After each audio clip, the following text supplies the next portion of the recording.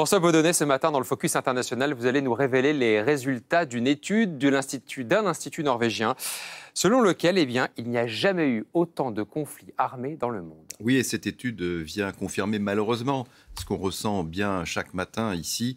Le monde est de plus en plus violent. Et donc l'an dernier, notre planète a connu le nombre de conflits armés le plus élevé depuis 1946, donc depuis l'après-guerre, plus qu'en 2023, qui était déjà une année record. Alors c'est une étude de l'Institut de recherche sur la paix d'Oslo. En 2024, il y avait 61 guerres ou conflits dans le monde, répartis dans 36 pays. Alors sachant qu'il y a un peu moins de 200 pays dans le monde, 195 à l'ONU, ça veut dire qu'un pays sur 5 dans le monde ne connaît pas la paix. C'est absolument énorme. Alors quels sont les continents les plus touchés? Essentiellement l'Afrique, on va le voir sur cette carte, avec 28 conflits étatiques sur le continent africain.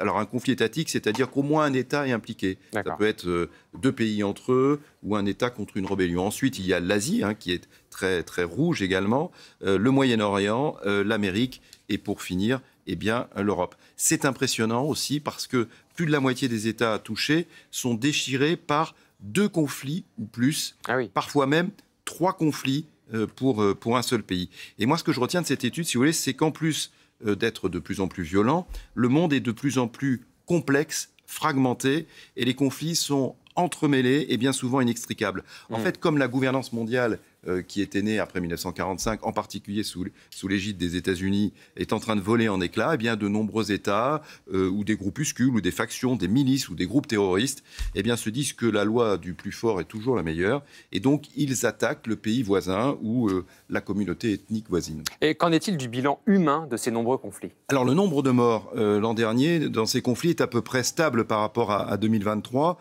aux alentours de 129 000 morts. Alors c'est malgré tout pas une bonne nouvelle parce que c'est un chiffre dramatiquement élevé, le plus élevé depuis la fin de la guerre froide.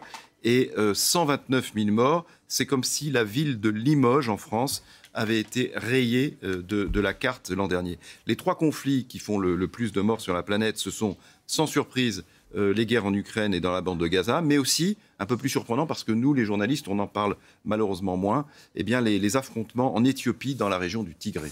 Bon François, rassurez-nous, est-ce qu'il y a quand même quelques raisons d'espérer ce matin? Alors j'aimerais bien vous rassurer, mais cette étude ne donne pas beaucoup d'espoir. Il y a quand même peut-être un espoir, c'est que les conflits non étatiques sont un peu moins nombreux en 2024 qu'en 2023, mais ça reste marginal. En fait, les auteurs de cette étude veulent envoyer un message très clair aux États-Unis, Donald Trump, mais aussi aux autres grandes puissances.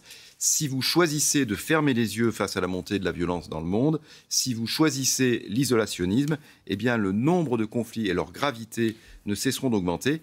Et je trouve que c'est intéressant au moment où Donald Trump a, par exemple, très envie de se désengager du conflit en Ukraine. Le Focus International, chaque matin sur France Info, avec François Baudonnet.